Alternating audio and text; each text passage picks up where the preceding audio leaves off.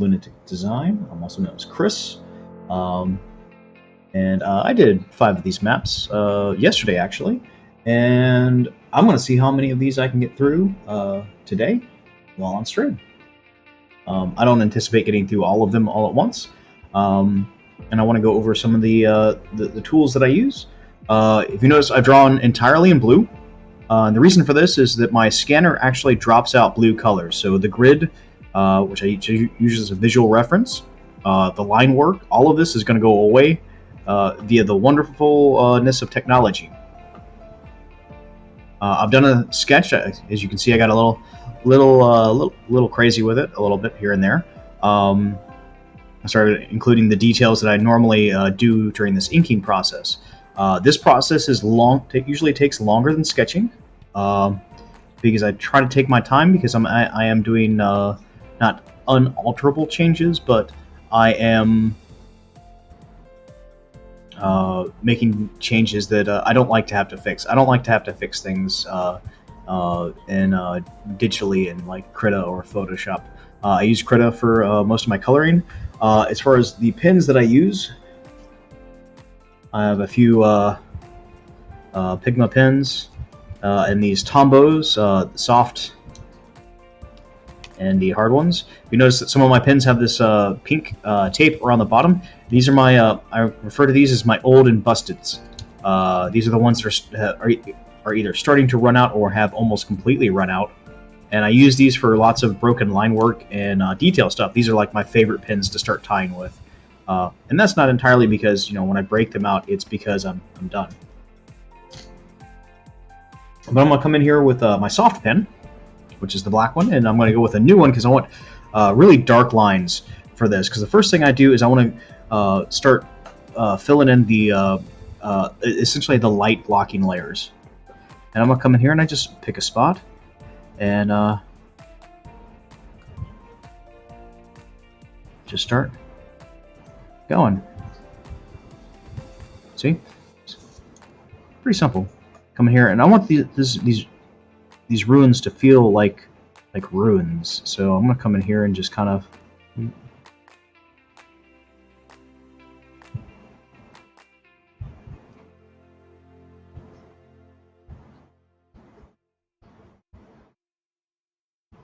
I'll leave some little gaps in here in the walls. I think that might be an interesting effect with like ray tracing and stuff like that once I put it into like a virtual tabletop. And I turn my page a lot more when I am inking than I do when I'm sketching, because I don't need clean lines as much when I'm sketching, and I don't really need a whole lot of clean lines when I'm inking. But it is kind of nice to have here and there, and yonder.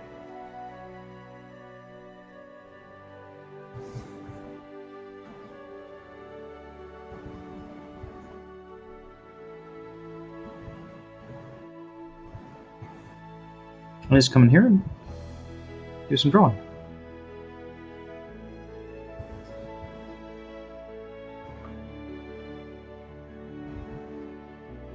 Tree. I like to give like these little gnarled circles involved in those.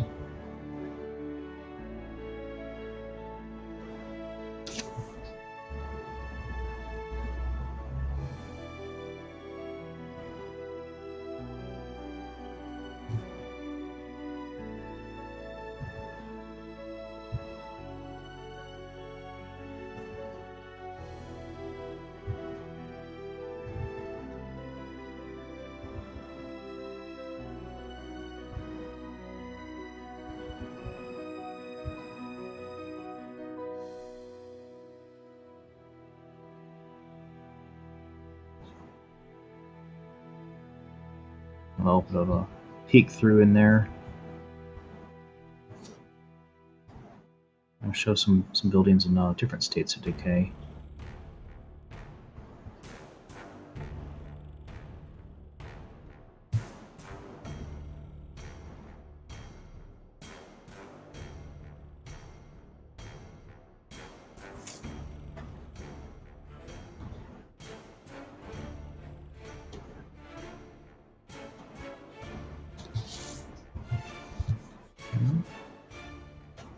and not a light blocking layer, but it is a foreground layer. So I'm going to come in here and get the top rock and these piles. I want to add some timbers into that too, because I think that would be kind of a nice effect. Anything that I feel needs, and I could probably have done this one with a harder pen and a softer line, but it's good practice. That's one of the reasons why I like the brush pens. You can get a variety of line weights depending on how heavy-handed you are. And I'm not I don't have the lightest touch. Need to practice that considerably, but I have fun with it. I get asked periodically, what programs I use to make my maps, and sometimes, most of the time, what they're asking for is they're asking, what software I use to generate the maps. So they get a little surprised when I say I use Krita or Photoshop or something like that. If you're not certain what Krita is a free or pay what you want photo and image manipulation software like Photoshop. There's a couple things that it doesn't do as well as Photoshop, but it's free. And it does pretty serviceably. And its interface is actually pretty good. And in fact, I've recently tried to, because I use both Krita and Photoshop. There's some things that just I do faster and better in Photoshop. And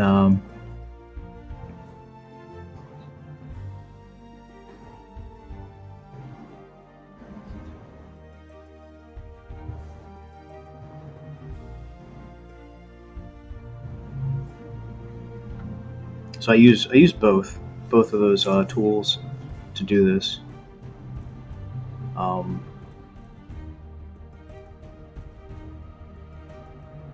But you can't beat the free. It's wonderful, especially if you're doing this as a hobby. I do this as a kind of an enhanced hobby. I have a Patreon. If you're not certain what that is, that's a place where you can put out content and people can support the creation of it and purchase it. And I have a Patreon. It costs $1. It's a Patreon/Lunatic Design. And I have like a $1 tier, a $3 tier, a $5 tier. I think I have up to like $25. But the thing with that is you don't really get anything in addition to what I already put out. I don't disbelieve in the concept of monetization of resources and art, but I don't think of myself as an artist, so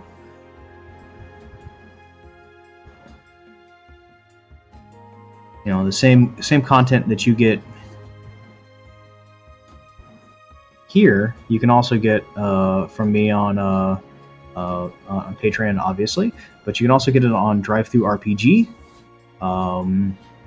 I post on Twitter, on Instagram, on all kinds of places.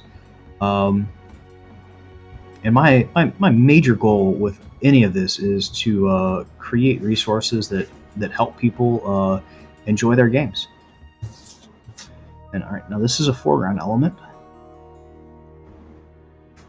I'll come through.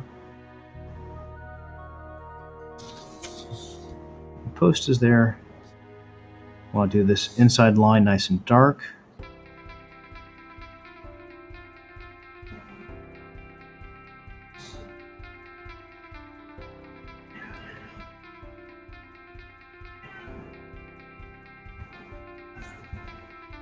And that's looking pretty good. It's looking like I got most of my foreground elements done, most of my edge elements done. Now, I like to do bushes in the soft pen. And if you can hear that yowling sound in the background, that's my cat Spooky. He is kind of pathetic, and my wife just went to work, so he's attention-seeking at the moment, which is not a bad thing. And yeah, so I might take a break from the stream a little early and make sure that he gets the attention that he needs.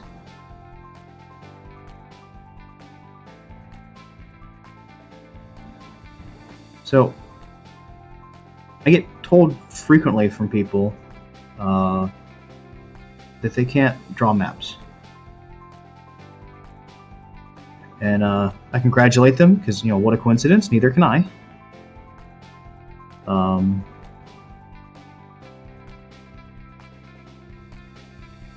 Let's come in here and do a couple of dark lines in here, just to have some kind of foreground elements in these bushes and shrubs and the undergrowth.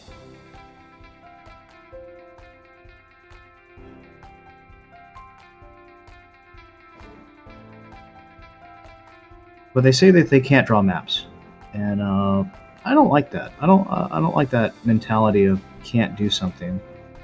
Anybody can draw a map.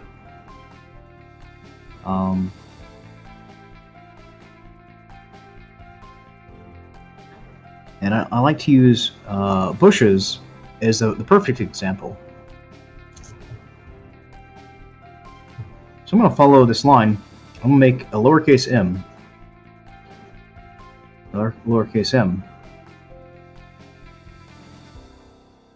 That's all I'm doing. There's two little humps. Back to back. Now I'm making W's, and that was a U.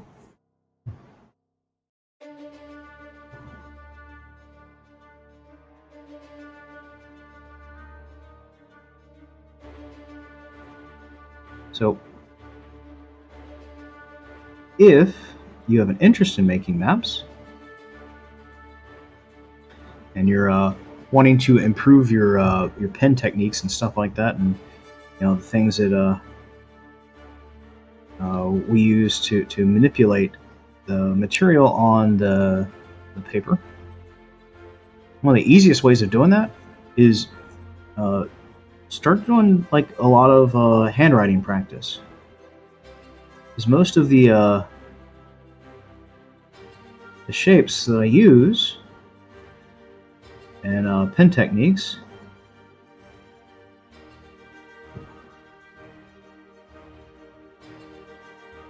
they are the same as I use for like lettering when I write.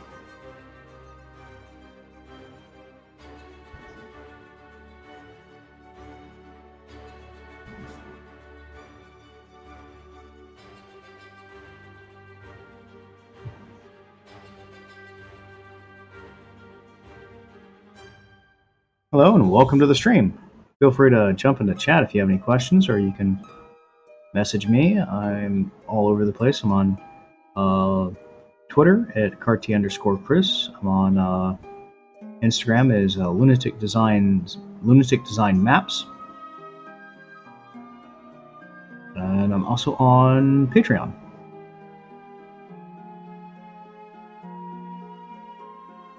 But hopefully you enjoy the stream. I have no idea what it sounds like. I am not a very gifted technologically.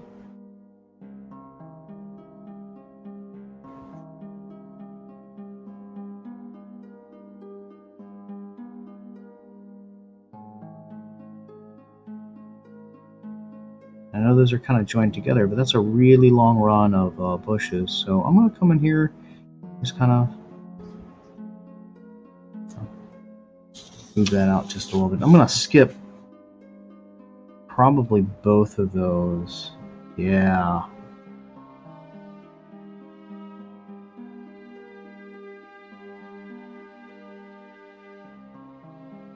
I'm just going to kind of speed this up a little bit. I'll get a little bit more pen jitter in there. Going a little slow for my taste, but that's okay. You can always go slow, and if you want to get things like really precise.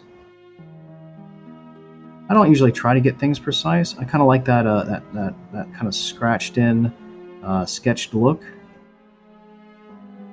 And I do try to make sure that most of my lines are closed, especially if they're going to represent a colored layer later on. sometimes I come in here and I've got a Sigma brush, which is really long and really soft. Sometimes I'll use that for doing like bushes and growths and stuff like that. I would like to get to the point where I have the pen technique to be able to do that for like an entire map.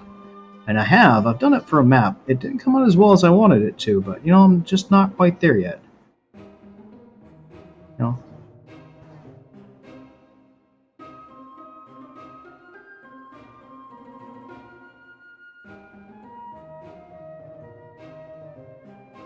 Thank you, Nico.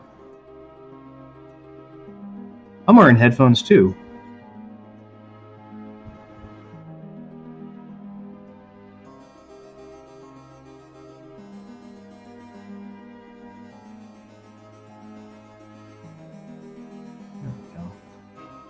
Just gonna come in here and put some bushes down. This is a swamp themed map pack, so I'm gonna go with a lot of greenery in here.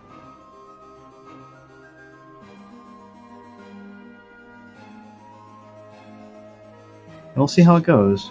I do have some swamp packs out there. I think I've got them set up in my my Patreon as a map, one of my map dumps.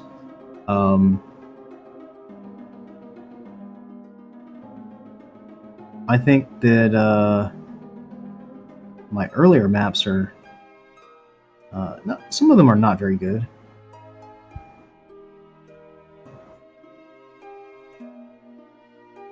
Just takes practice. I've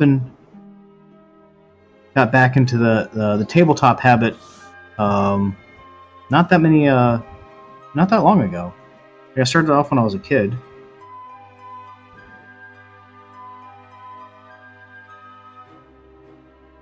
With D&D where everybody starts off. And then we played a lot of Palladium system games. Did Robotech and Teenage Mutant Ninja Turtles and Other Strangeness, Ninjas and Super Spies. I've also played another TSR game called Top Secret. Played Cyberpunk. I did an old D100 version of a Lord of the Rings game, which had a golf ball sized die before, which was kind of neat.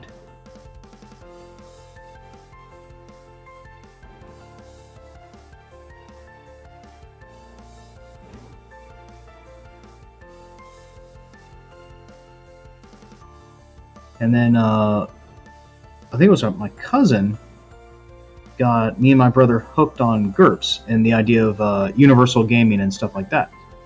And that's kind of where I've been, for a while now. I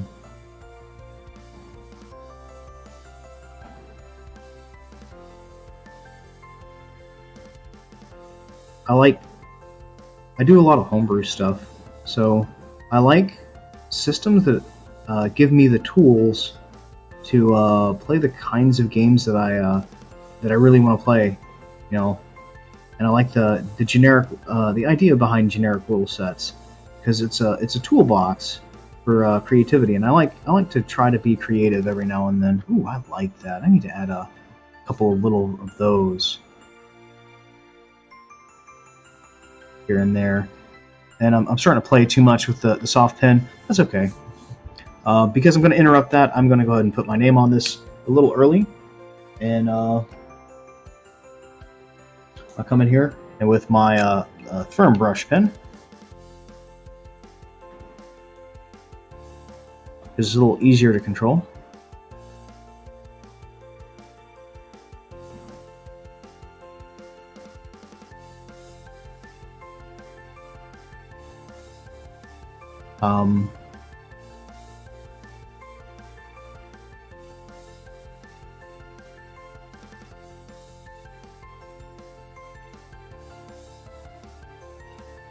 And I don't normally do it this way. I normally come down and do it as I go.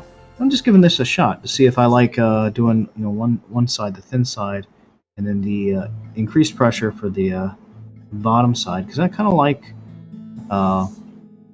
that. Yeah, that actually came out kind of nice. That's one of my best ones yet.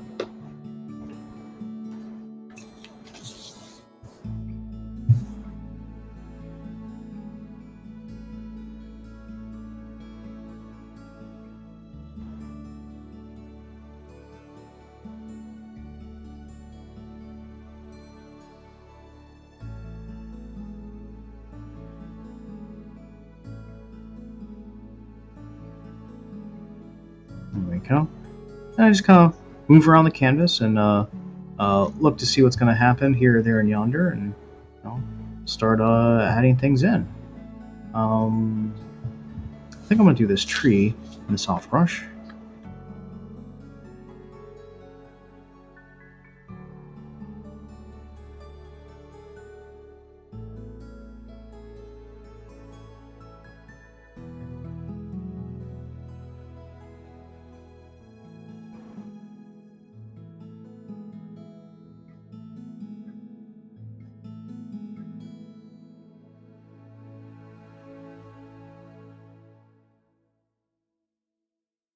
There we go. And I'm going to come through and kind of patch that out a little bit here and there. And let's see what else I probably need to do as far as big, bold stuff. I think I'm pretty good on the big and bold stuff. Ooh. Probably add a couple of little things in here.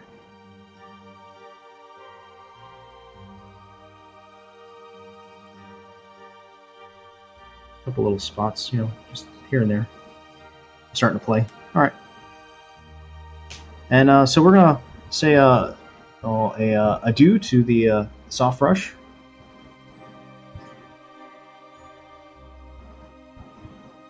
Oh, nice.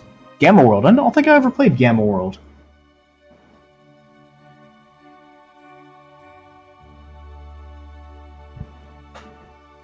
See, I can't keep my hands still enough to do good lines either. Like, my hands actually shake. That's why I use the techniques and stuff that I do. Whatever issue that you have with it, even if you have really shaky lines, like, to me, that's shaky lines are beautiful.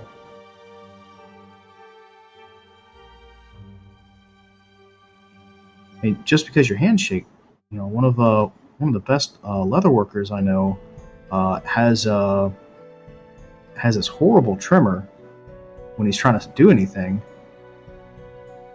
and he sets rivets cleaner than anybody I've ever seen before, ever. And I've asked him, how did he get to that point where he could set rivets like that? He's like, I just kept doing it. So yeah, you can absolutely do maps. Just be flexible with yourself. I'm gonna come down. I'm just gonna do the bottom right edge of these today with the firm brush.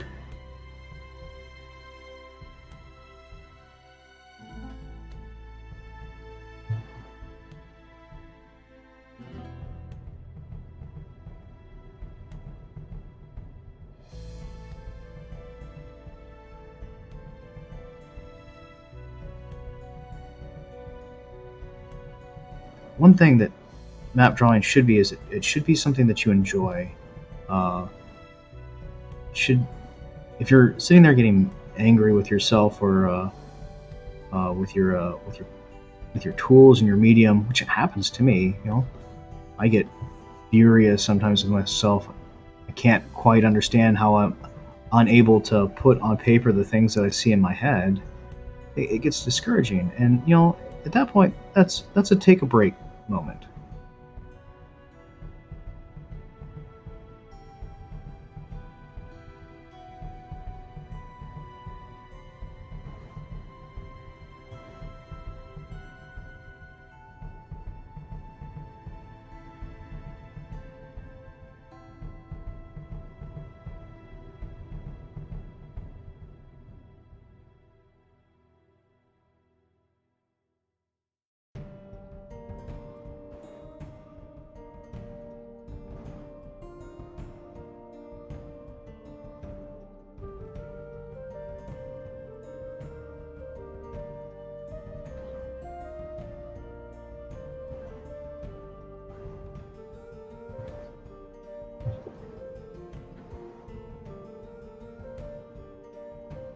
One of the big fears that comes in with making maps is that what if my players hate it? I've never had players actually hate the maps and the media that I've put together for them. Even when it's bad quality. And if you're on my Patreon, you can go look at how bad the quality of my the first couple maps I started doing were.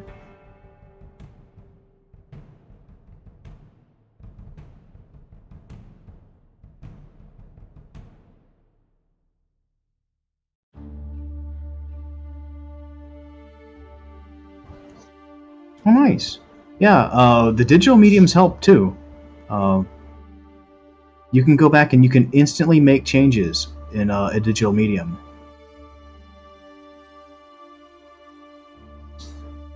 I have such a hard time drawing with a mouse or a tablet, because a lot of what I do, especially recently with the tools that I'm using, it actually comes from the pen. A lot of these like little light scratches and stuff come from me having to actively work on controlling the line weight and density of the brush pen that I use. I'm not really certain how to do that in Photoshop.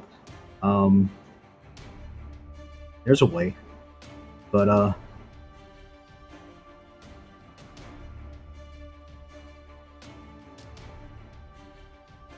right.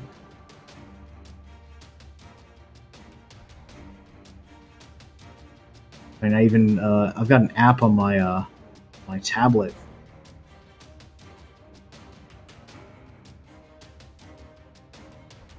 Close this up. Close that up.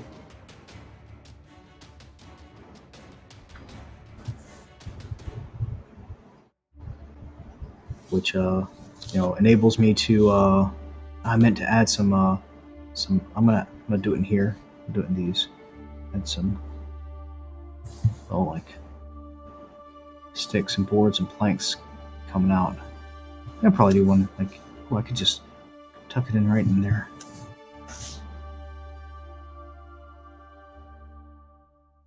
It's okay. Wanted to add some other shapes in here as well. Stuff that I don't do very often. Break up some of these wood piles with some stick rubble and stuff like that.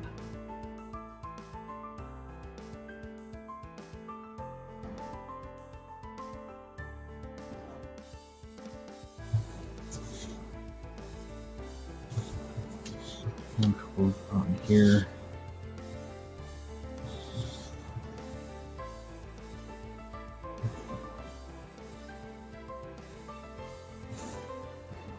There you go.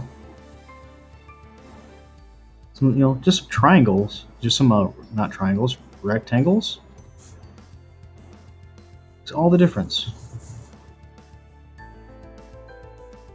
And that's how, for me, that's how map making works. My maps, the difference between my good maps and my bad maps have very little to do with my line quality. They almost always have more to do with the extra stuff that I add in.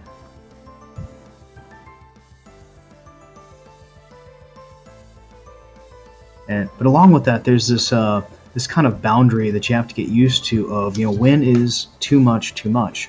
All right, so we're gonna come down here and I'm gonna do this this tree, and I made this massive zigzag line. And I'm not gonna do that with the tree. I'm just gonna add some roots that are gonna come in here, and I want to add a rock in there. Add a rock in there because I often forget to do that.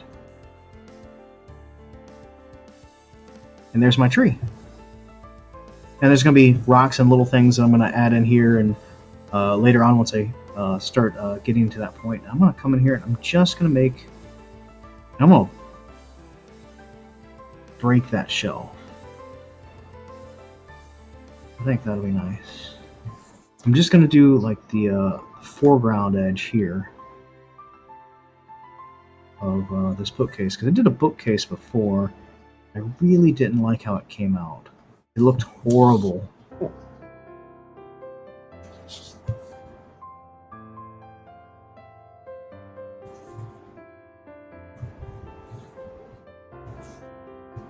All right.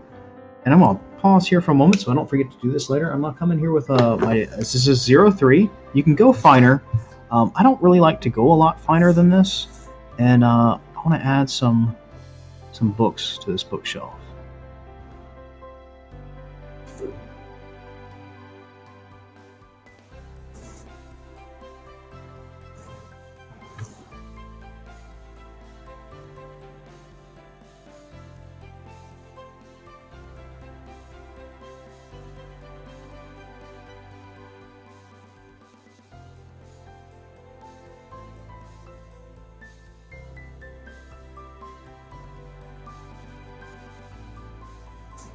And here I'm just gonna have just a shelf.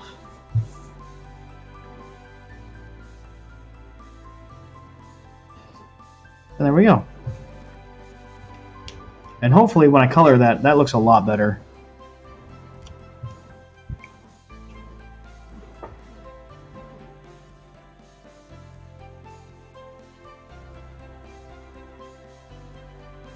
Oh, nice.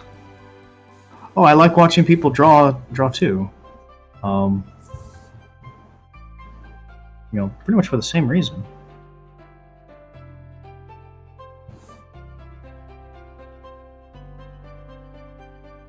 I mean, what's your this is like the 300th map I think I've done this year. I haven't scanned all of them. Most of them go right into the garbage. So, you know, maybe I can draw maps. Not everybody has time. And not everybody has the interest.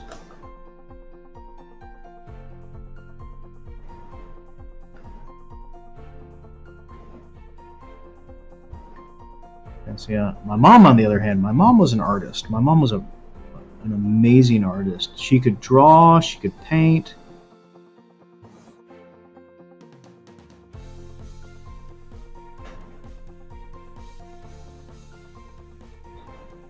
There was very little that my mom couldn't do. Oh, this is that's a wall.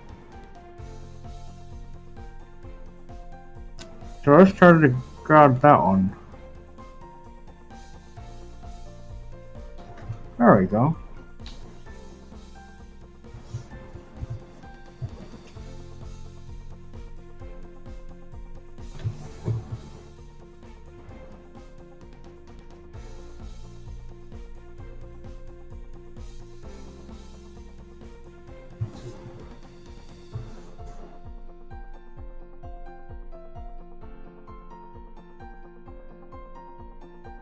One of the hardest things for me was to get to the point where I could allow myself to draw really, really, really bad circles.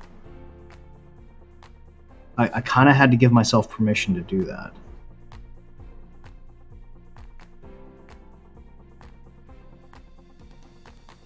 All right, let's come in here.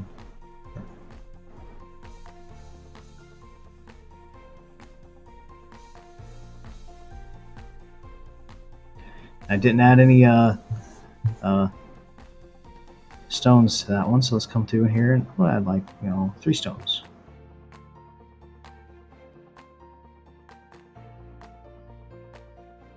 It's really too regular down there. I don't like that one as nearly as much. So what we're gonna do is we're gonna turn that into a stone. Break that up just a little bit. Let's see. I don't like that. That's gonna have to get fixed in Photoshop. See, and there we go. Making mistakes. Happy little accidents. We'll see what happens though. Shouldn't be too bad. And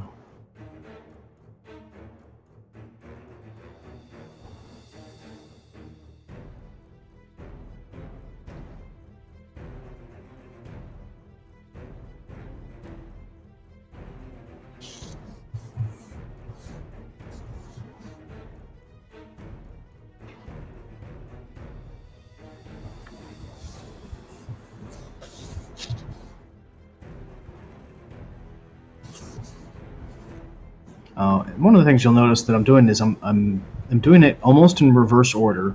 Because when I draw, I usually draw out like land masses, then features, and stuff like that, and then I start going into doing details. Now I'm doing like some of the details first.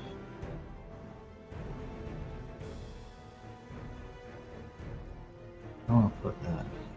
There's gonna be a pile of stuff.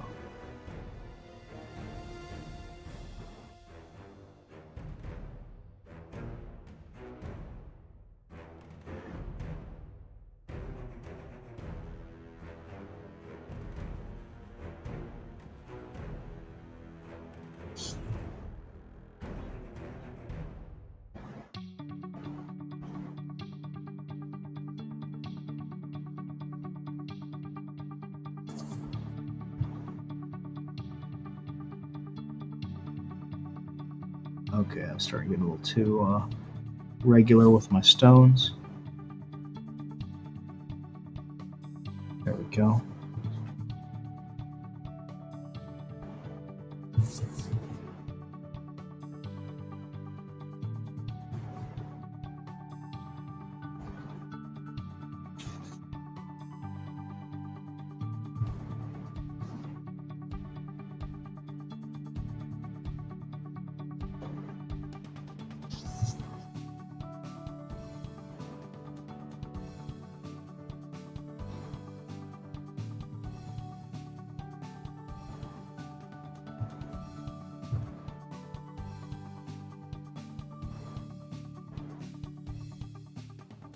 Just a light touch.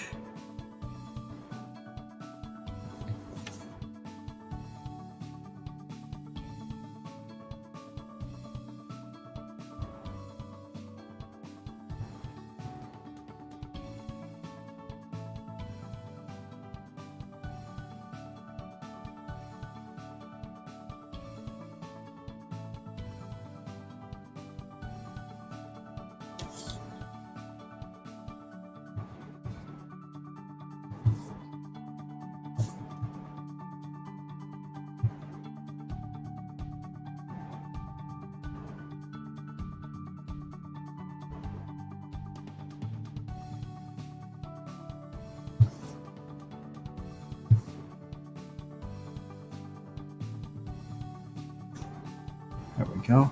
Some more rubble. Let's do some big pieces coming out here.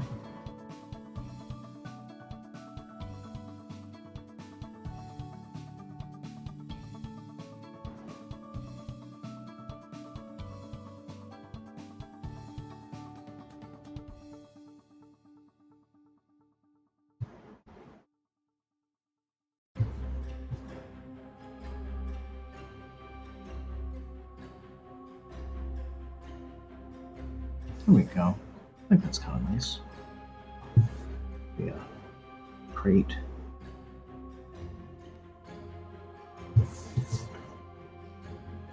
But you know, anybody who can write can make some wonderful maps. It's all the same techniques. I mean, that's just a backwards L.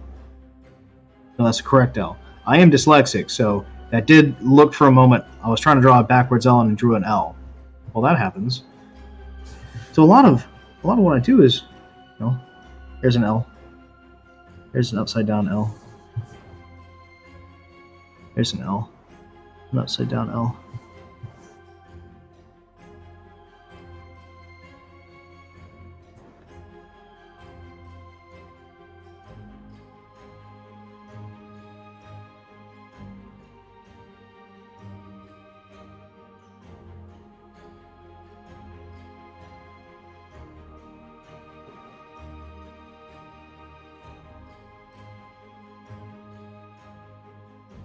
Some more rubble.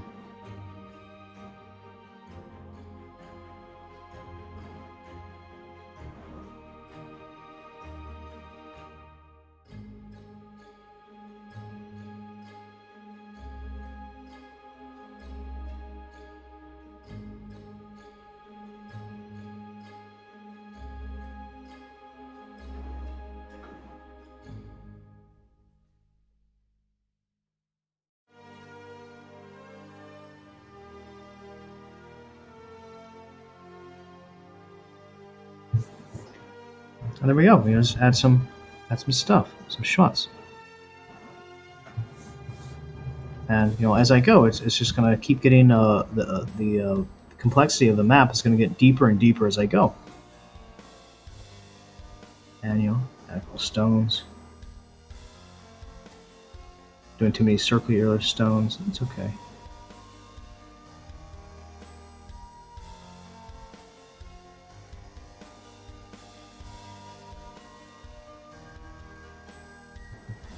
There we go. That's a little bit more irregular and more natural looking of a tree. That's some. Come here and do some of these.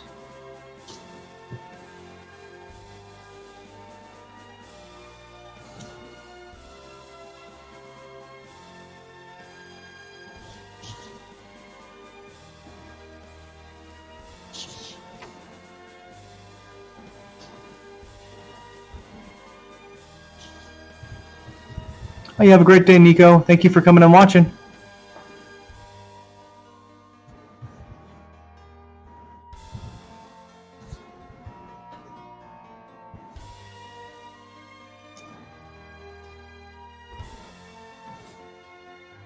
Some stones here.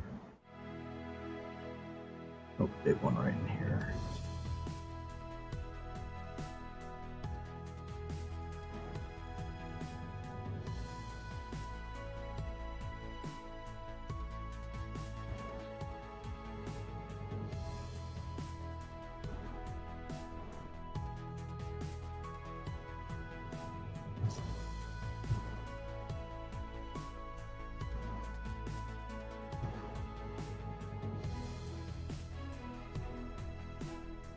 And I'm getting there. Oh my, this is starting to come together pretty nicely.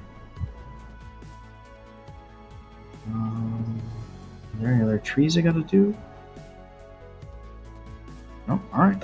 So let's work on dirt and grass.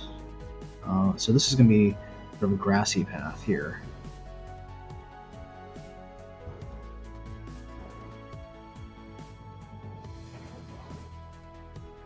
Oh, there's a tree right here that I completely have been missing. I almost went right around it.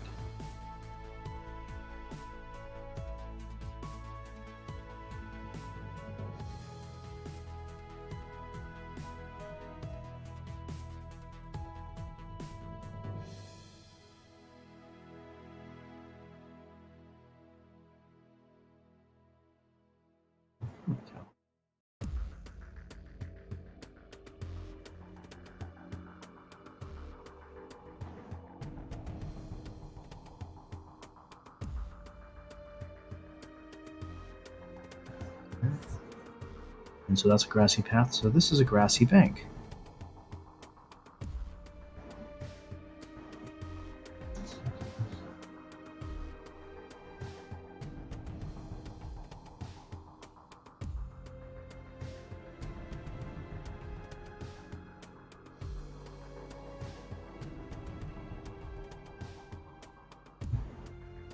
I'm gonna mess this up.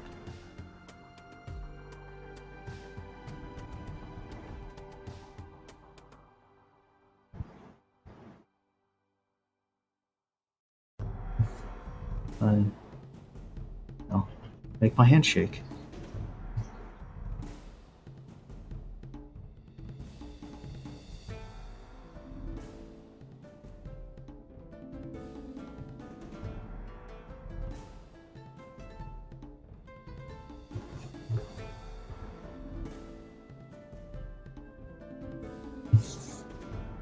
Ah, trying to get a little sparse. Oh, there's another tree I forgot.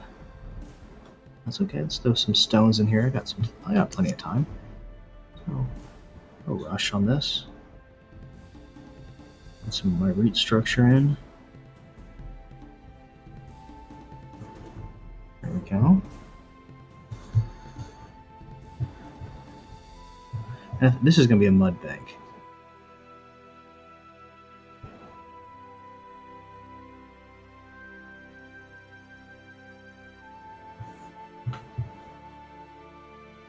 I'll put some grassiness up in here.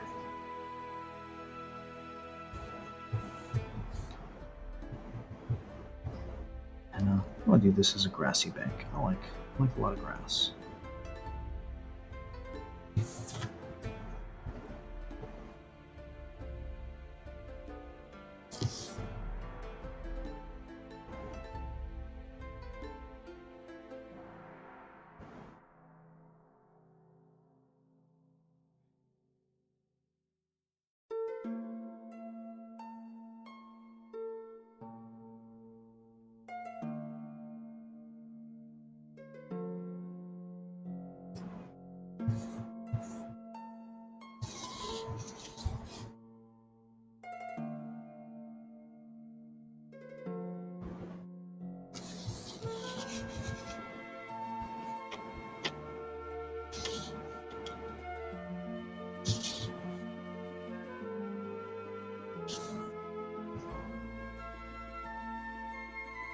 So you can see, all I'm just doing is making my hand shake while I'm trying to draw a straight line. I'm just exaggerating it as much as I can.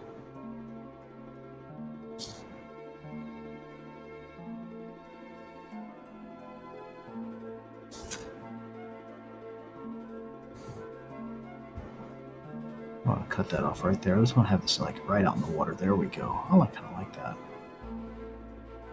Oh, there's gonna be a mud bank out here. Oh, grassy knoll. And I should probably put my phone on vibrate.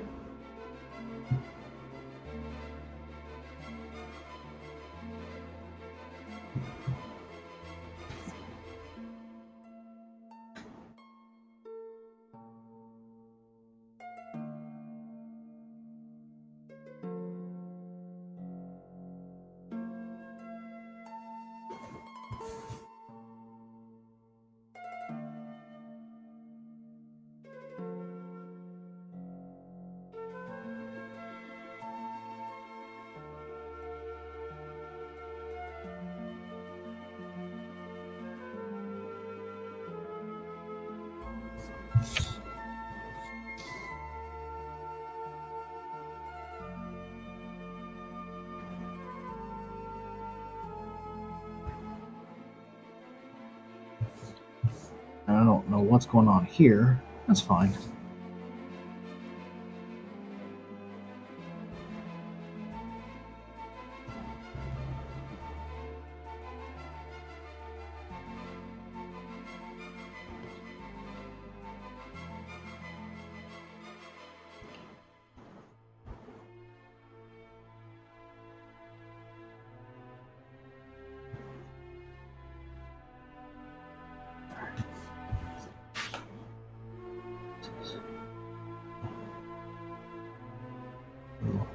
Mud bank here. Grassiness on top.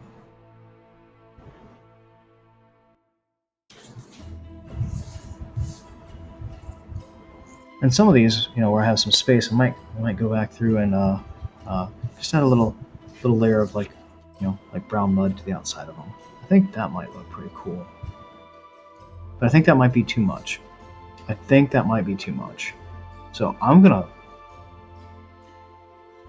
I don't know. Let me think for a minute.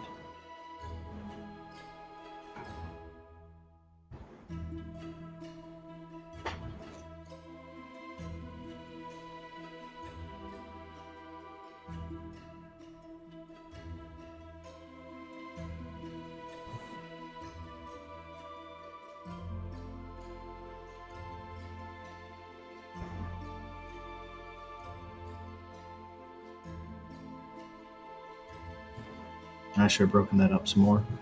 And some dirt and stones.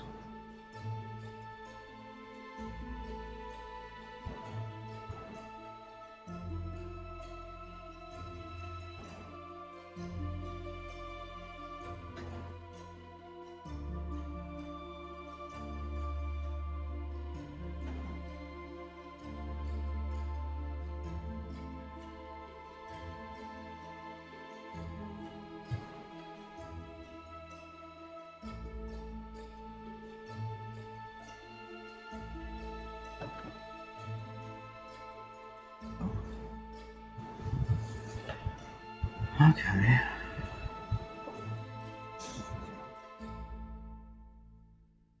Let's get that one. We got some lead banks, stuff like that. All right. I think this is going pretty good.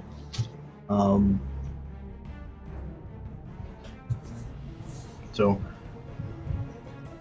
let's start with the first kind of level of detail I want to do, and that is determining what kind of blocks out light. Add some cross hatching.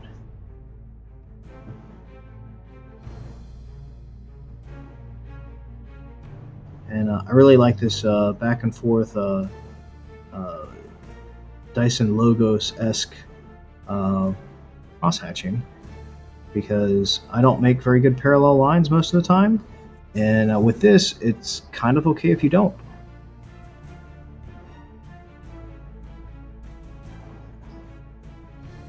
And it kind of adds just a nice quick finish to a lot of things.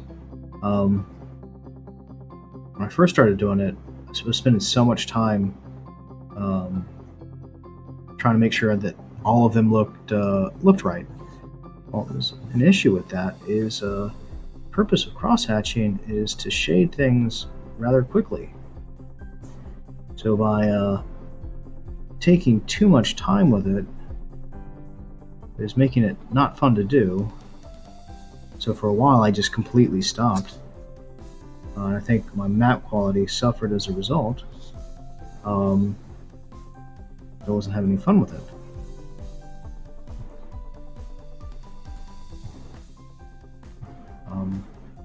So I got it in my head that if I'm cross-hatching, it should be done fairly quickly. The whole point of it is to kind of shade a large area quickly and efficiently. So I had to kind of give myself permission to just sit there and be sloppy with it, and not try to replicate the maps that I was looking up and seeing like these bona fide professional artists doing.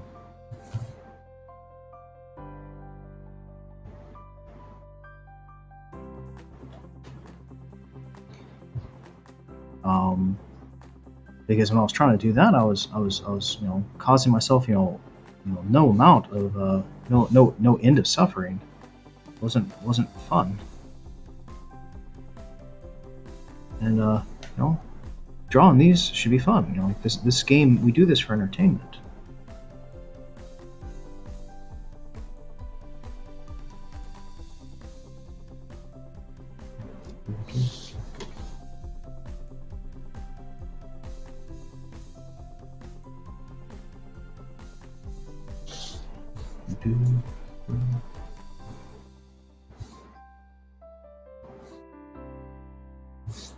There's water in here.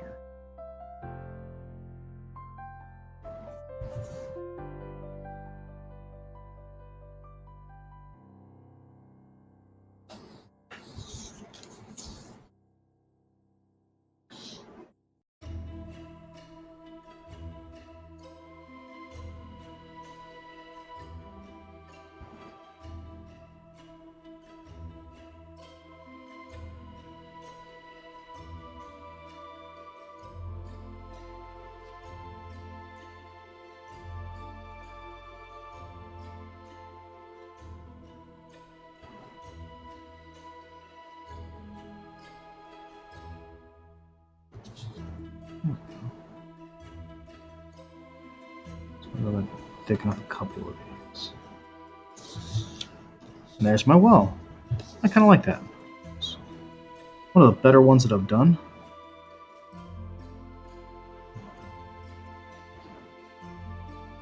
I think. Could be horrible. That's okay.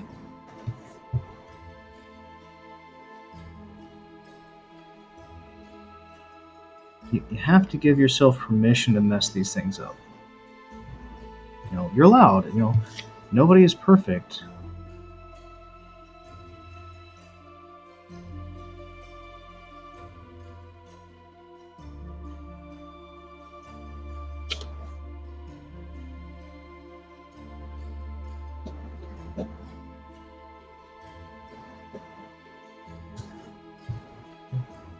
gotta give yourself, permission. I need to come through and start doing some.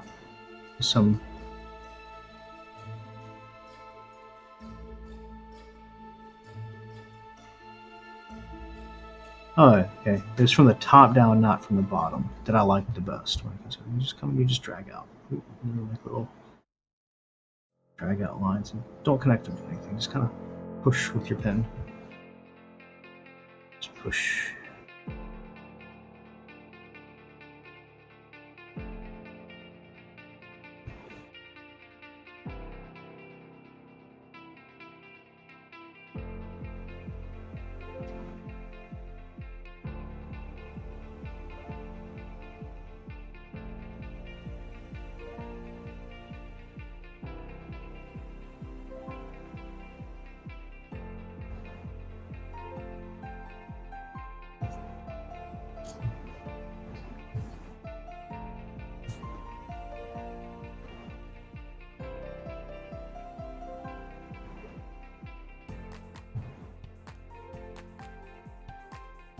I think I'm going to look for and do all my trees before I do anything else, because I forget these frequently.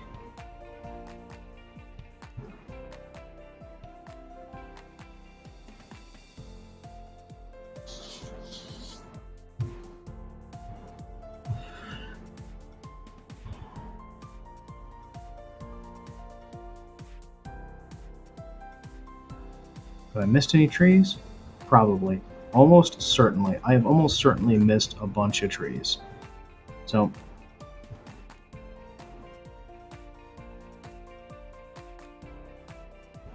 alright, we're going to go back and add details and the rest of the details and shading later. I want to add some. I want to add some stone. Oh, that's a. Yeah, let's add some.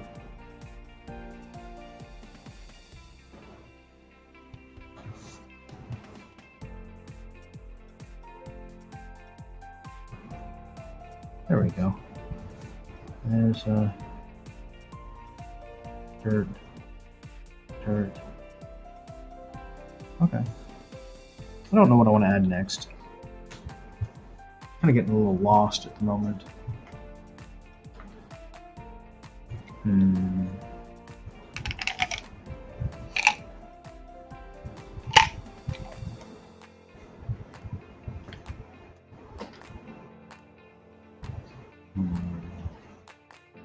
Because I'm not anywhere near done. So I'm going to decide if I want to do.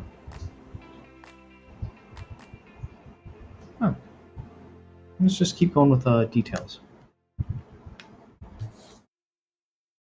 Stones.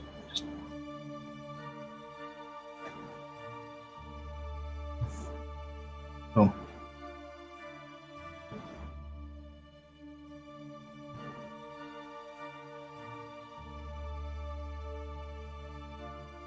There we go.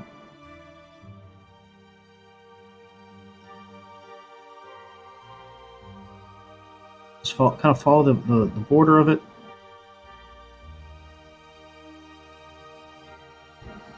A couple little chaotic lines in there.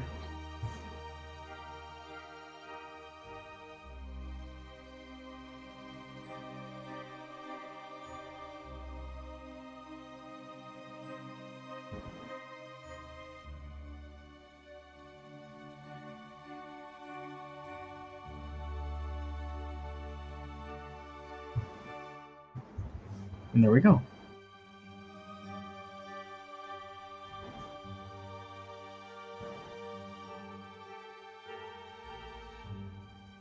Oh, we got some hero stones out in here.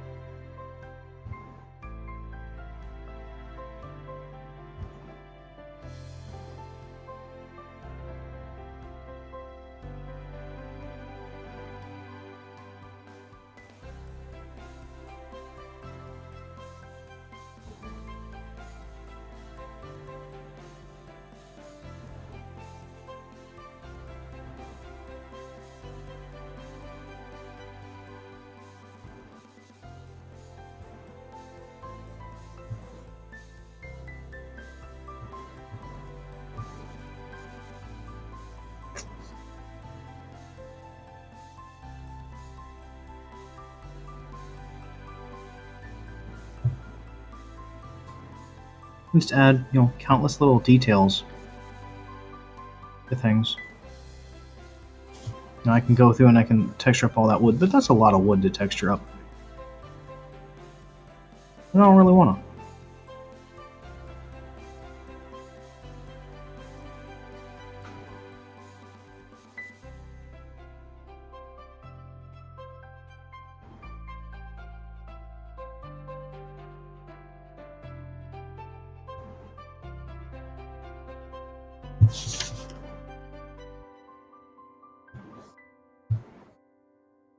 I'd almost forgotten what that thing was for. I'm gonna put some more hero debris out in here.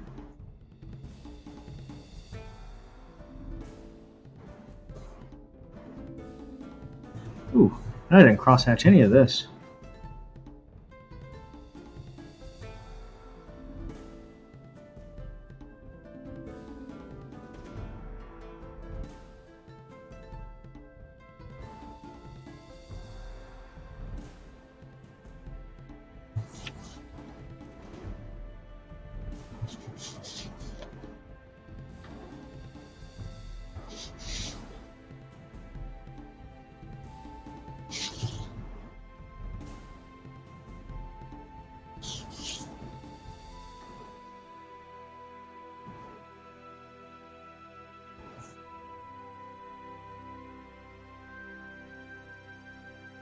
There we go.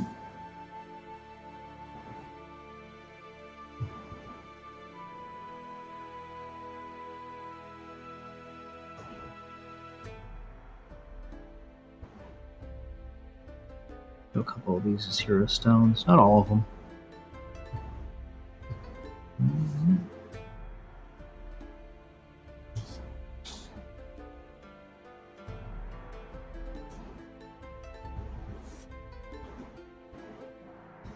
Okay. So one of the things I like to do is I like to go back and reinforce what's on what side. So here, this is grass, so add a little grassy texture to the grass side of the grass.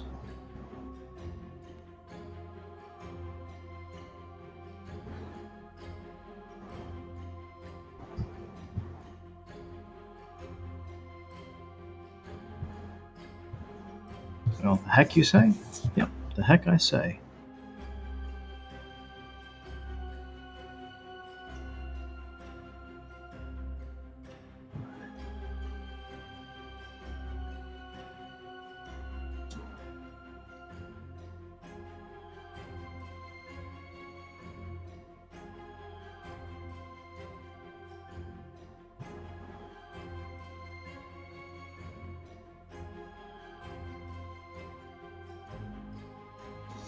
That's dirt.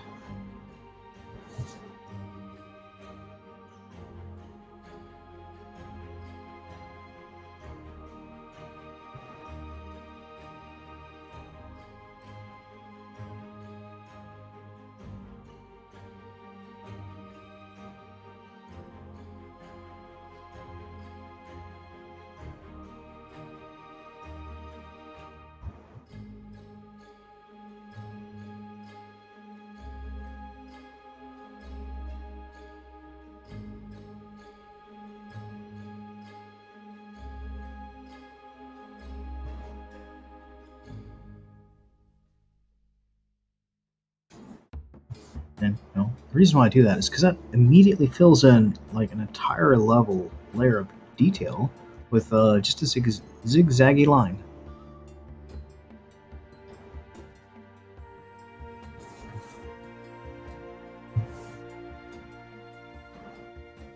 And I like that. I really like being efficient.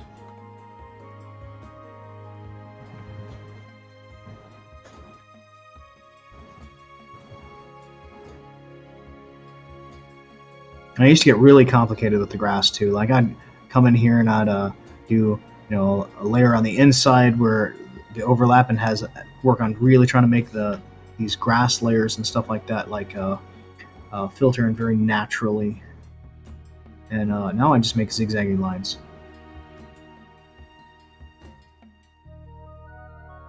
And I'm doing M's. I suppose, like, if you really wanted to like practice the common shapes that I use, just do M.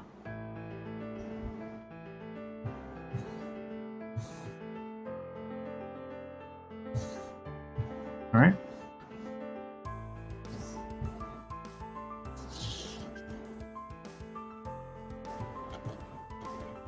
And sometimes if I got some open space, I like to come in and do a little bit of something else.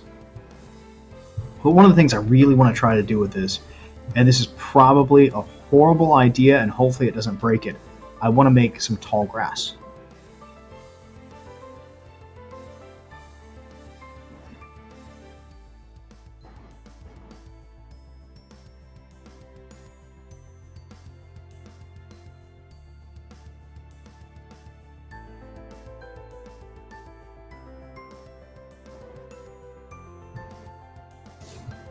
And I'm kind of digging that.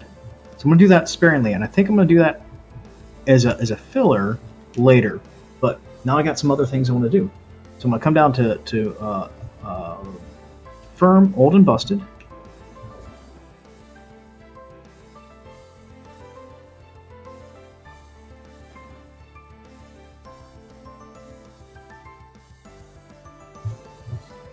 And don't forget the flowers. I almost forgot the flowers.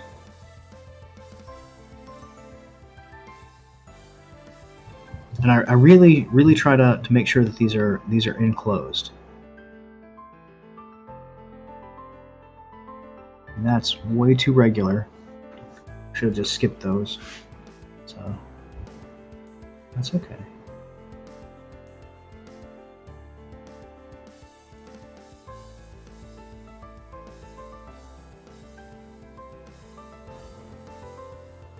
And the reason why I want to make sure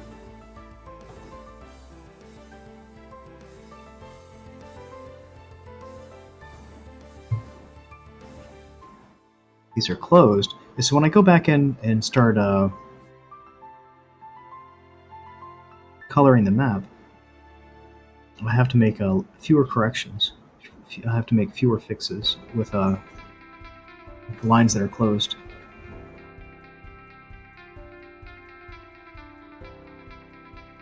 Than I do otherwise.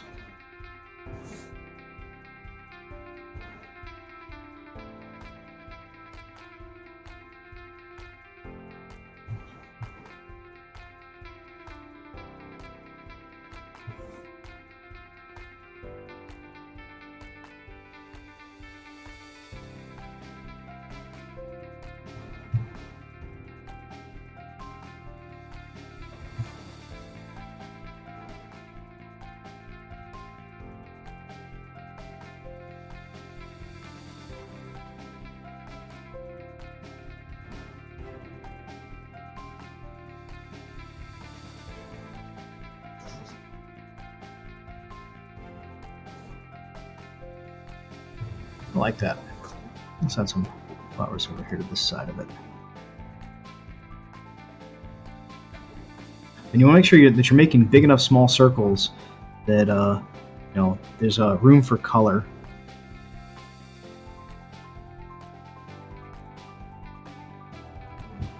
There we go. And I'm gonna have some stuff out here in the water.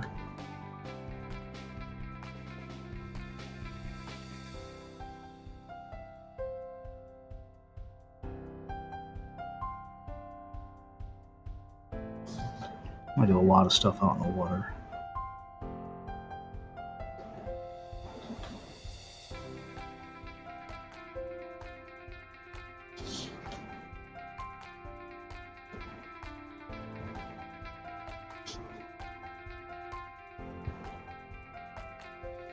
Still want to make sure I close my circles.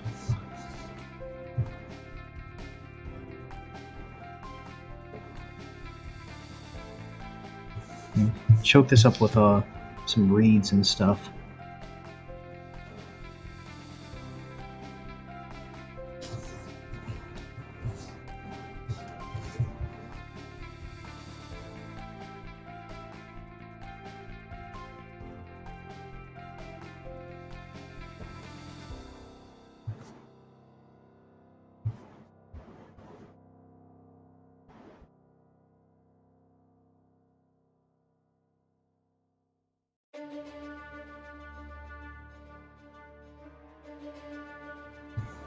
And what I do is in Photoshop,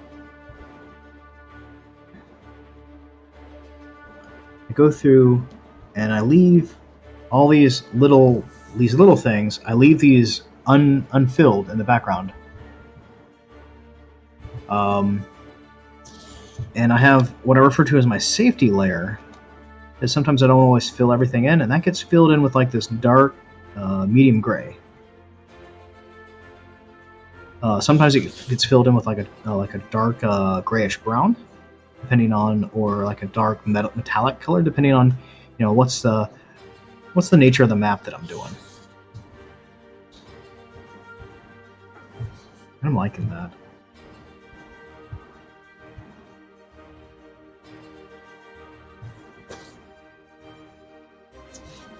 I want to have some of these in here.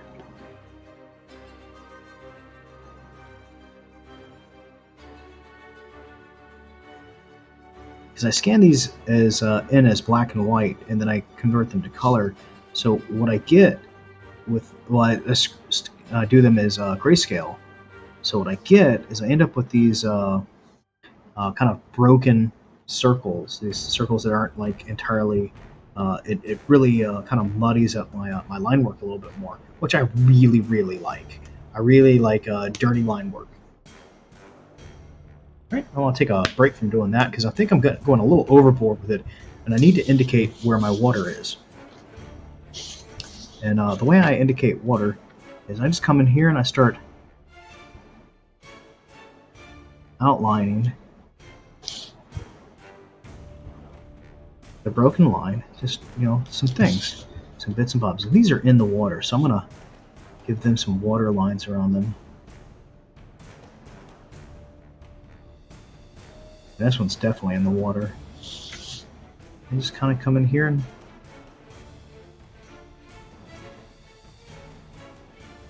I want to kind of get rid of it there because that bush is not actually in the water. It's overhanging the water, which is an important distinction.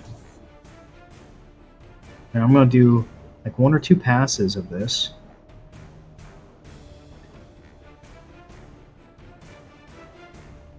You notice I'm not getting in there and trying to fill in all that space. This is just too much. I mean, you can, but you do have to use a much finer pen than I'm using, and you'd have to be better at lining than I am, which is not hard to do. I mean, I'm not that great. I don't consider myself much of an artist. I'm a nerd. I have some nice pens. My wife got them for me because she's absolutely wonderful. And this is how wonderful she is. Like, I expressed an interest, like, I think I want to try to start doing like maps and stuff like that, and put this out there as like content. I'm having fun with it. So she immediately went out and started doing some research and found, what's the best kind of pens for doing line work and inking. That's why I have the really nice Pigma pens. Because my wife, because I didn't know what's a good pen. I was using I was using Sharpies at the time, which are hard to use. Maybe I'll go back and do like a nostalgia map and do that really dark style again and see if I can make it work. I've never been able to get Sharpies to work very well for me. And these are kind of in the water, so I'm gonna give some just a little indication of like contact.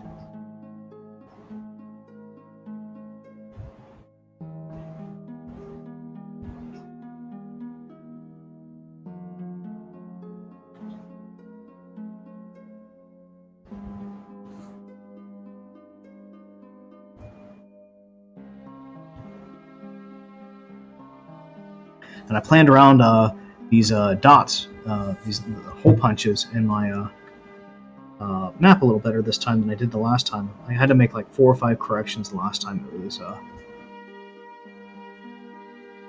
not what I was wanting. And remember, no, it's not making contact, so come through.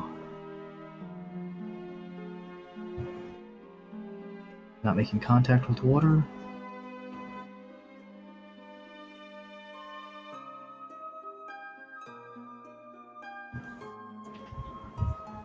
All right. I'm gonna pause here for a moment because one thing I didn't do. There are no stones out here in the water, and I like having rocks and other shapes. And you're probably being able to see how this is really kind of getting broken up a little bit here and there. Just want something to break up the flow. And I'm not going to do like water lines with this, not like directional lines, because this isn't moving very quickly. These are mostly stagnant. We'll put 1, 2 down in here. I want to have one just underneath that tree. That sounds a great idea right there.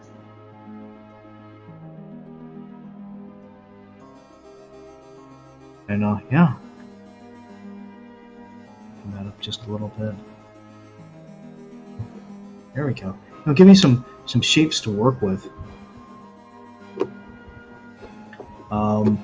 And so along with that, what I'm going to do is I'm going to come down here. I might also do some little indications of stuff just below the surface. And this water's going to be pretty cloudy.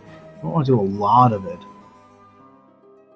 And I'll make sure that it's just below the surface, and I do that by, we don't close the stone in completely. Now I'm making it too clear. I'm starting to play too much. All right, second layer, and this is just, you see, very small, very small movements.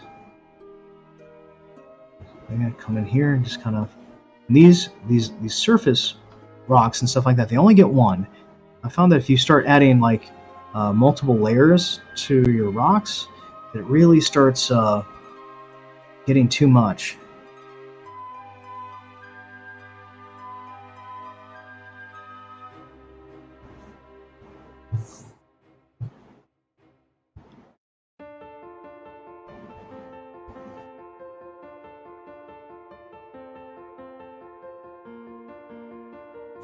And you see, all I'm doing is come down,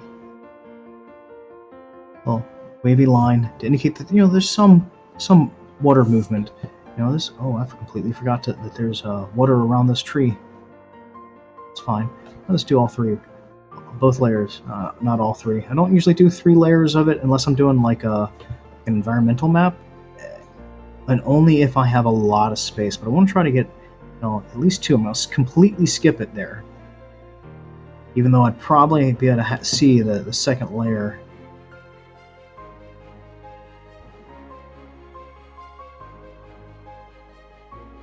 Here and there.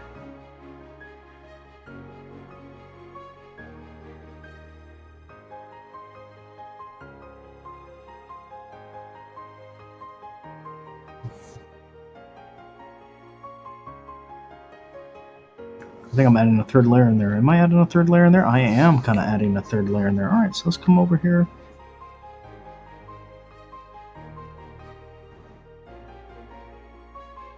Skip that on that side. I'm going to add a little piece in here. Oh, it's too long. So sometimes what I'll do is I'll go back into my photo editor, and when I'm finishing up this map, I'll come in here and I'll correct any just like glaring line mistakes that I make. And most of the time, like, even if I think they're glaring, they're not actually glaring. Like, I'm the only one that notices most of the mistakes that I make. So now I have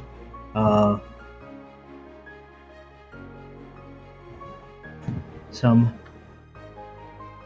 stones. A little ripple around that one. And maybe that one's kind of close to the surface. Oh, just here and there. Add some shapes and stuff.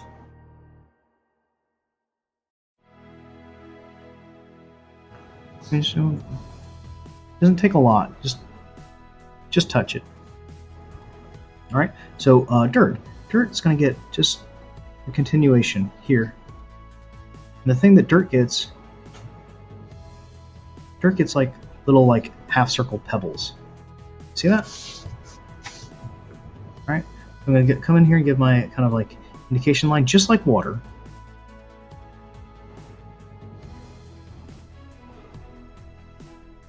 But also gets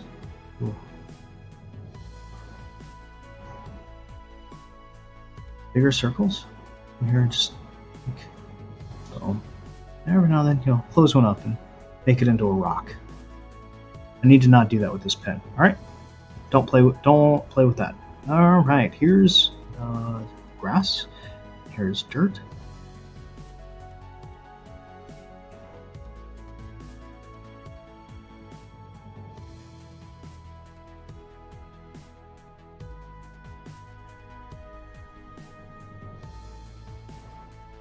Yes, I've got some flowers coming right out of the dirt. It's like my dandelions are probably my favorite flower, probably of all time. And I'm zigzagging. Don't zigzag. Nice. Okay, so that's too tight for that. So I'm just add some floor texture in here.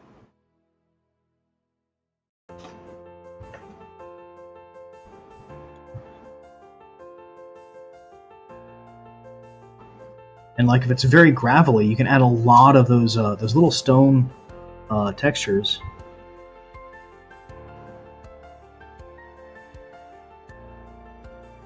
And you can end up with the kind of the indication of like lots of like stone and gravel. And I should have done something with this in here.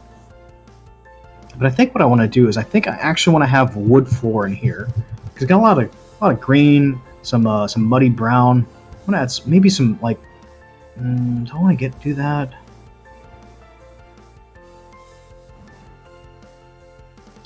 No, I don't think so. I think I want to have grass in there. So we go back to our not old and busted, and I'm gonna have this patch of grass like start like here. Now dig in.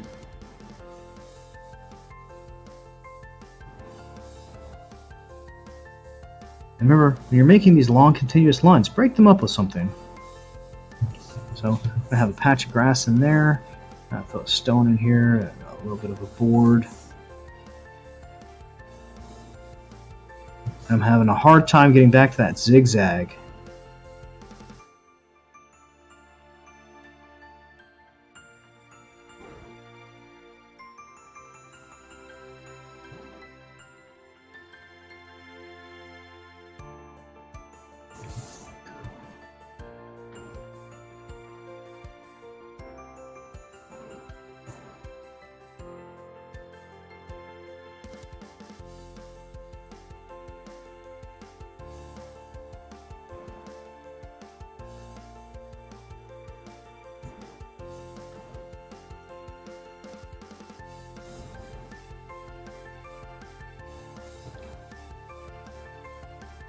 There we go.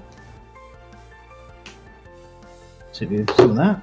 And then we come back in with our 03. And remember, add that back edge. And if you notice, my 03 is almost as thick a line when I'm pressing down on it as that firm brush pen. That's why for a while I was using a 01. Alright, come in here, make this dirt.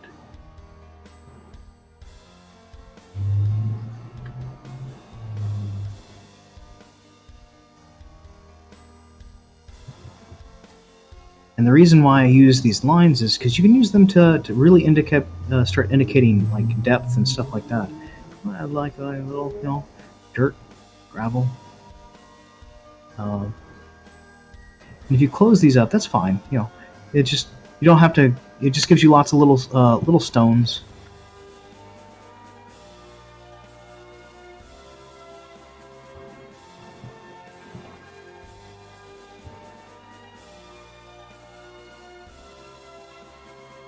Don't fill in all the space yet, Chris. There's still lots of things to be done.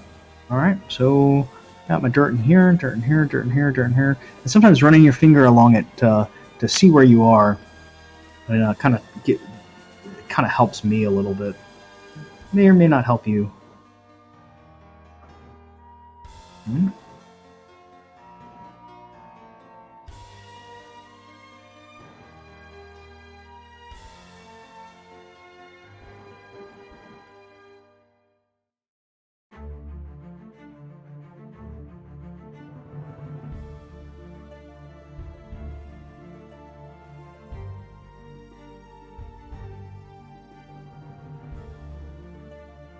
And the reason I don't want to go back and then add don't want to fill in all the space yet is a lot of detail to add still. Like I have branches and twigs and more grass and all kinds of other things that I want to make sure happens in this map.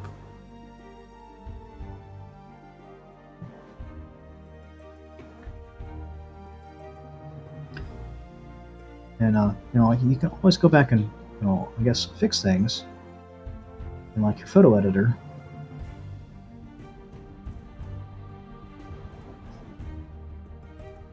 I don't like doing that too much. I don't like doing a lot of manipulation. Like every now and then, like I'll miss something like completely.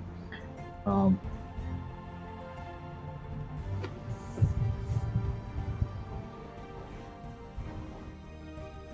I think that's getting there, getting there pretty good. All right. So the next thing I want to do is come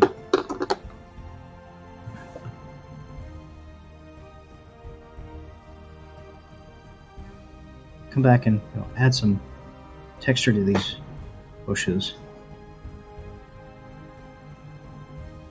Maybe some berries, little splashes of color in here and there.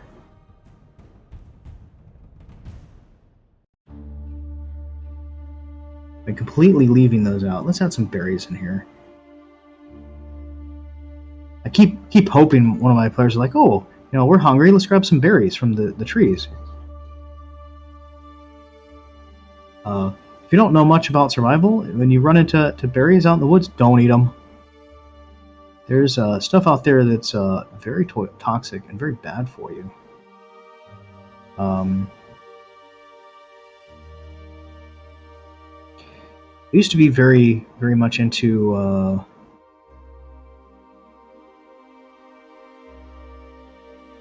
primarily shading like one side of these things. I've gotten away from that a lot recently. I kind of universally shade and texture. I still kind of lean a little bit to the bottom right, which for you I think is actually the top left.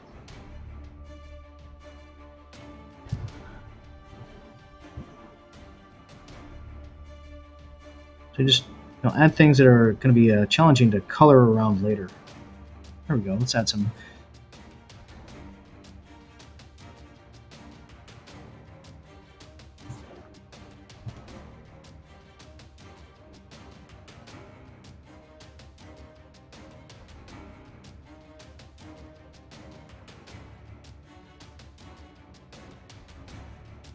My light is glinting off the part of my pen. It was hitting me right in the eye. I'm like, why am I starting to get a headache? Add some berries to that one. Let's add a bunch of berries to this one. This one's like just a berry bush. There we go. A couple of them in there. I mean, these can be berries. They can be flowers. Let's just add something to break up the flat color. My maps are getting more colorful. I used to always make sure everything was like a very dull, desaturated color, and I'm finding that I'm liking colors more. And I think some of that's because I might be getting a little better at manipulating color and my understanding of color theory, which I don't really get. I'm not a very colorful person. Most of the clothes that I wear are like dark earth tones and blacks and browns and grays. But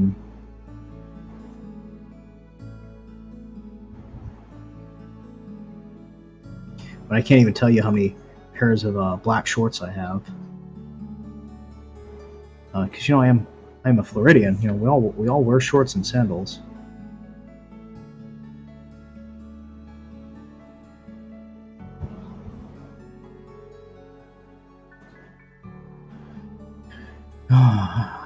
Let's see, where are we at? Okay, I'll just kind of. Now, some people, when they look at my maps, they think these are trees. Well, if that's what they're supposed to be in your world, then these are trees. They're little small trees for me, but I've been trying to get smaller and smaller with my bushes to make them more obviously bushes. Because when I do trees, I don't usually draw the treetop unless it's I'm doing like a very like zoomed out, kind of large scale, like it's an environmental or exploration map. Because I do a lot of Western gaming and sci-fi gaming. Like one of my favorite genres to play in is um,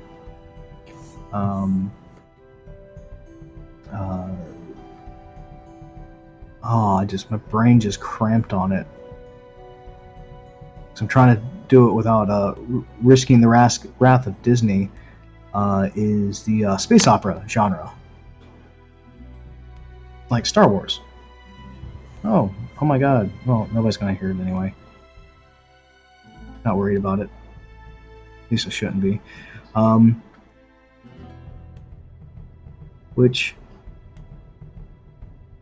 I disagree with a lot of people when they talk about Star Wars. They're like, oh, it's science fiction. I don't think of Star Wars as being science fiction. I think when you make Star Wars science fiction, it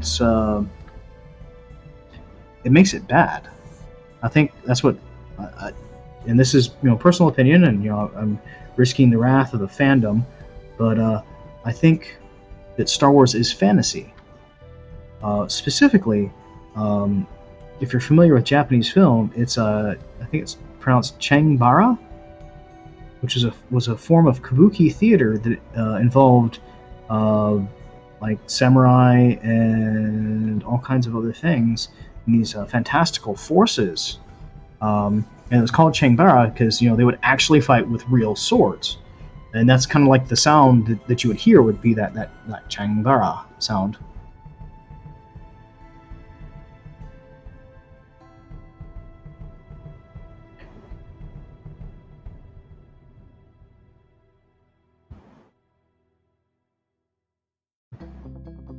Getting too comfortable with that. All right, that's getting there. Yeah, that's gonna take some practice. That's gonna take some getting used to do it that way.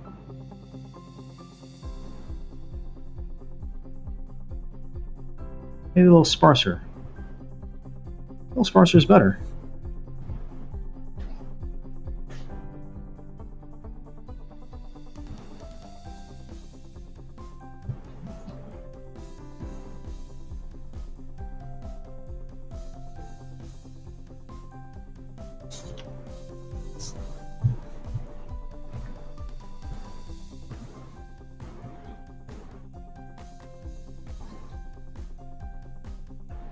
Just coming in. I'm gonna fill in some of these just open spaces, like up in here.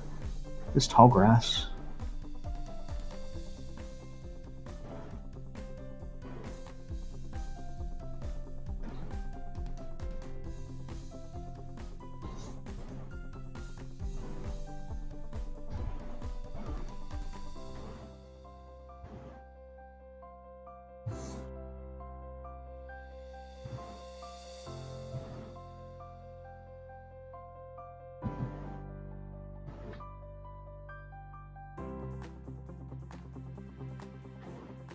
Some of these open spaces. Let's get some more up in here and just go play, go nuts. Oh.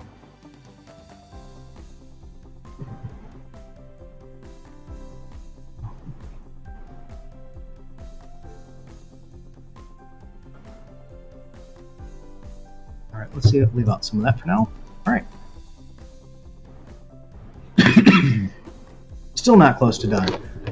Like I always say, the longest part of making a map is this, really. Like once it's color, it's gonna be nice and fast. But I've got a lot of trees, a lot of bushes. What I don't have are any sticks, and I want to play today. I want to mess around and start working on some of mine. So I'm gonna go to Old and Busted. I'm gonna go to Old and Busted Soft, and I'm gonna do a couple sticks. And you come in nice and soft, and you just kind of mash down.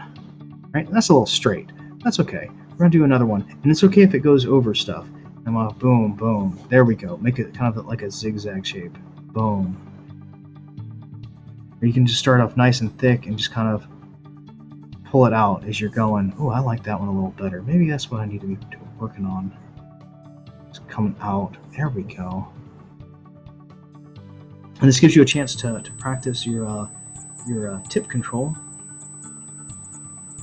while making some very interesting shapes. And you just come back and just kind of add some, wherever it breaks in here, just add just a little indicators. And it's okay if it's dark.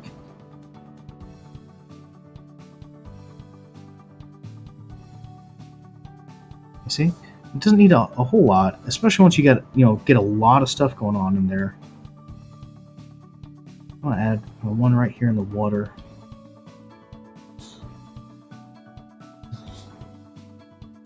I'll add one right here.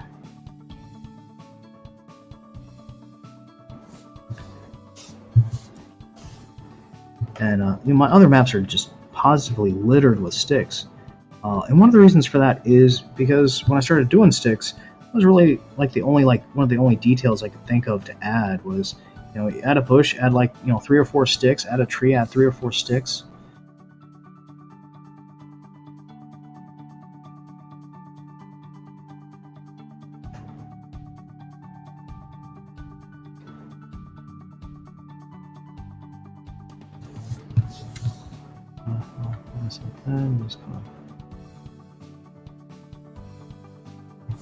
I'm kind of liking the thin to thick a little bit better right now, so let's just do some more of that. So thick and boom. And so I'm doing this, I'm just applying the tip, and then I change directions, I push a little harder, push a little harder, push a little harder. And now we've got a branch that fell off the tree. Come in here, just add the tip, change directions, push a little harder, push a little harder, boom.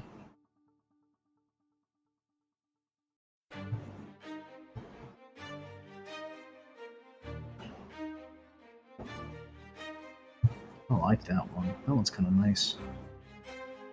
And, they're not consistent. So this one's gonna be out in the water, and I'm gonna come down here, just kind of boom, boom. And they don't have to be. These little dark shapes. And originally, when I was doing them, I'd try to make them nice and clean and do parallel lines for them, so I could fill them in with browns later. And I found that was so much hassle. And then when I switched over to the brush pens, it just helps so much. Let the tool do the work for you.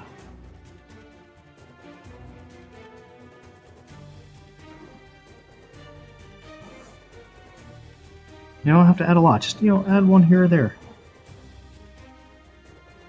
But as you learn and as you develop more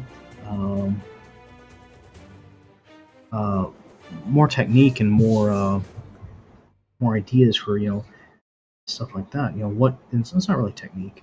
Well, it kind of is, kind of isn't. But a lot of it comes down to between nice map and a boring map is mostly what are the extras that are involved. And I can fill this in with detail, and I'm gonna do it. I'm gonna keep going until it feels crowded to me, because I've been liking that detail-rich look. This is a big branch next to a bush. Maybe it came out of a tree somewhere else, because there's tree canopy all over here. Let's see, what else have I got? Any open spaces? So right now I'm just looking kind of for open spaces to fill in with some branches and twigs and stuff.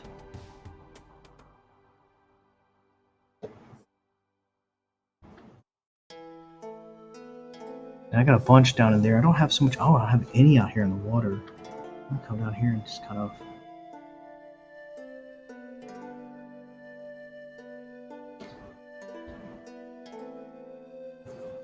There we go. Just kind of, add little things here and there. And I'm gonna stay with this same kind of big brush, and I'm gonna come in here and add some dirt and schmutz.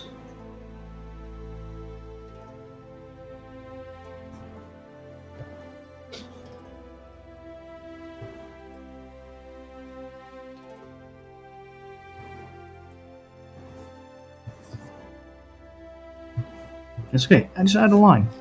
What is that? No idea.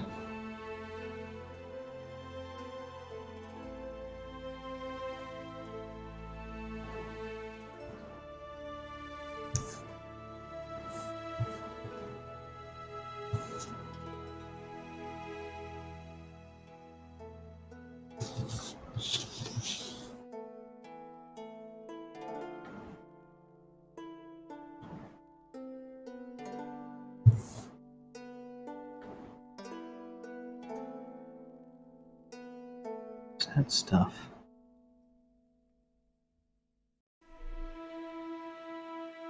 Oh, shapes and rubble. It's almost impossible to have too much rubble.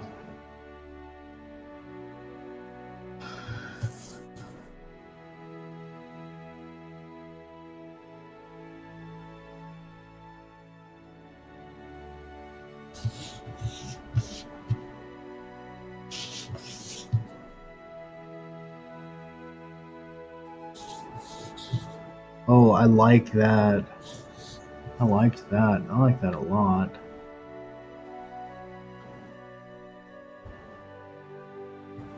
Some boards and stuff here and there. And you can see, as I, one of the reasons why I use these so much. Oh, this needs a stick right here.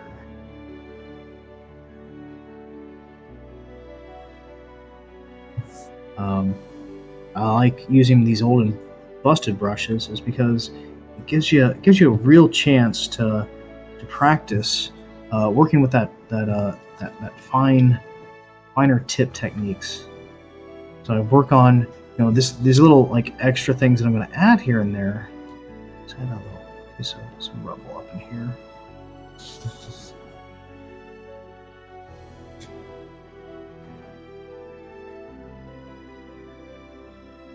Oh,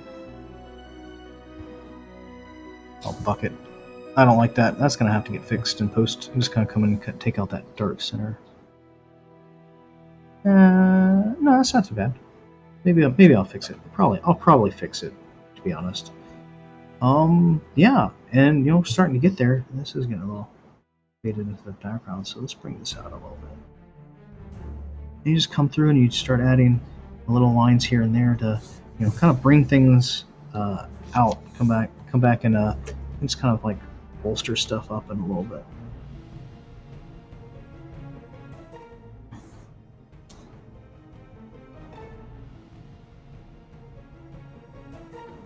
All right. And it's starting to look busy, so now let's make it look crowded. And the way I like to make things look crowded, and because I haven't done any of it on this map yet, is I like to crosshatch. Particularly between stuff like that. Just come in and just kind of add some crosshatching here and there. And primarily, the first places I start looking at crosshatching are the separation of foreground and background elements, like walls. You see I'm throwing some crosshatching. It doesn't matter if it intersects with another line. It's shooting. It's okay if it does. It just makes it look a little dirtier. And some people like to limit their crosshatching only to things that are like barriers to movement. I don't like to do that. I like to more crosshatching. I'll throw some crosshatching in here. Crosshatch the heck out of this spot. There we go.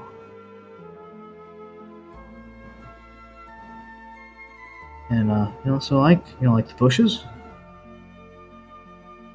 over the water,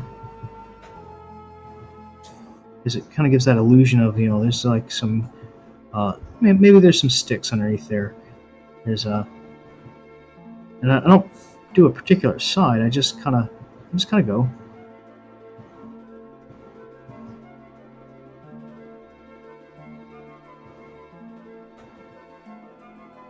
Just kind of go and do. This is going to be cross-hatched back in here.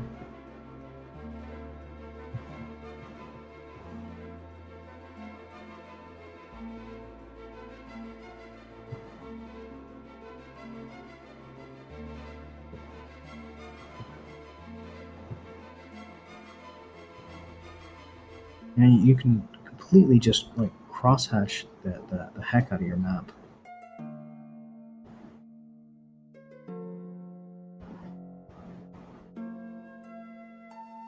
And for me, it's okay if it gets underneath things and over on top of things where it's not supposed to. That's fine.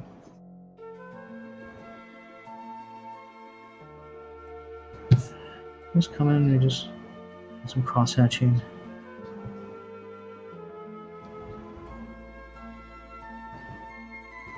It just kind of adds like a flavor to everything. And for me, it adds that, like, this is kind of rough.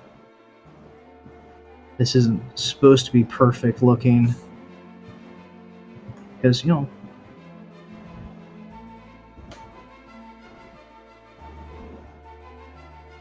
most of the time when I do a map, it's, not even close to perfect.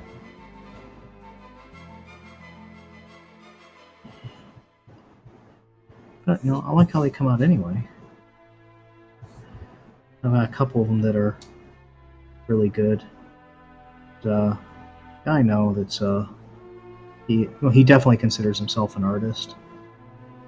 And, he's of the opinion that if you're ever happy with what you're doing is not very good.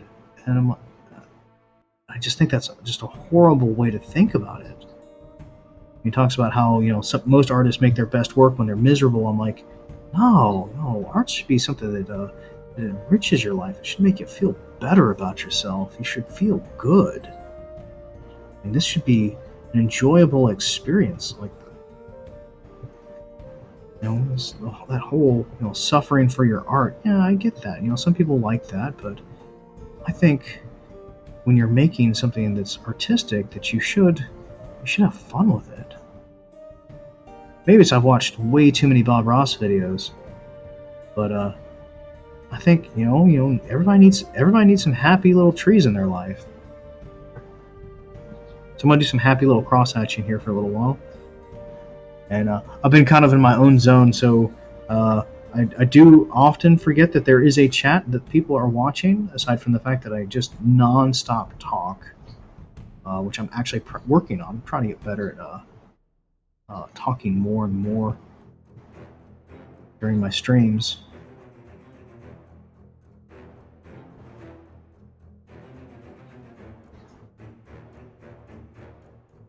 But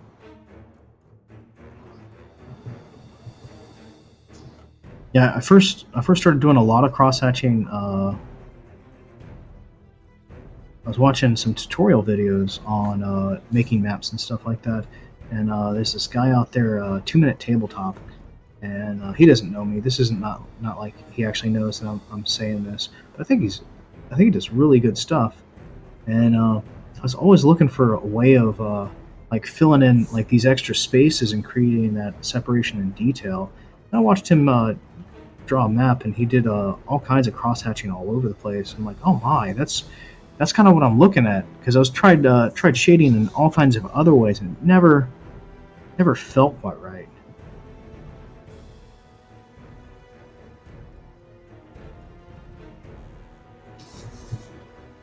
But, he's not a sponsor. The guy doesn't know that I exist at all. It's okay.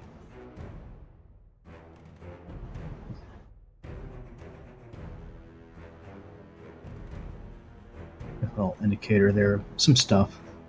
No idea what's an indicator of. Let's throw some cross hatching in here.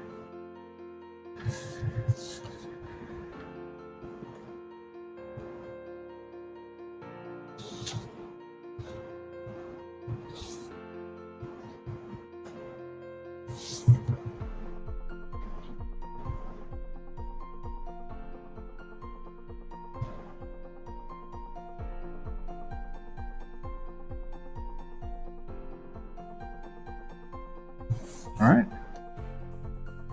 So we've got a bunch of cross hatching in here.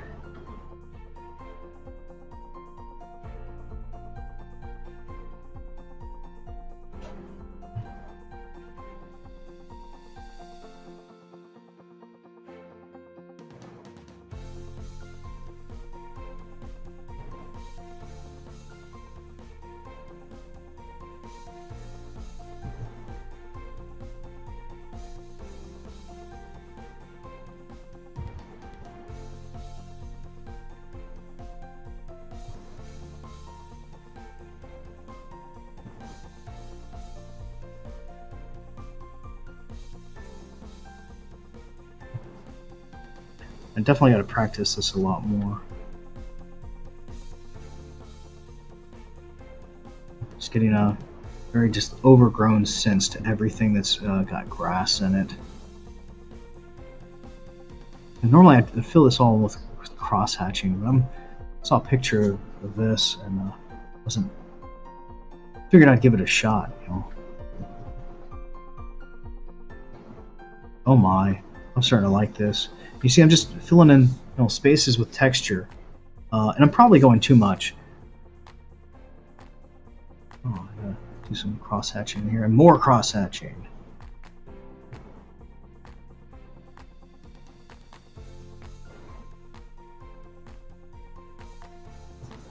But yeah.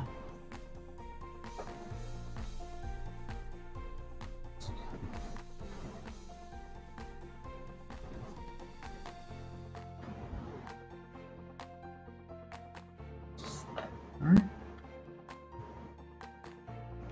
As you can see, I'm starting to get a very full page. There was something over here, like there. Looks very open. Okay, that's easy enough to fix. Starting to look a little too open. I'm gonna come in here and just kind of darken up one of those and add in one of these and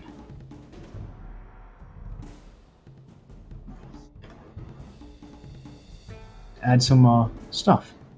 And now I suddenly just filled all that space with a couple of shapes.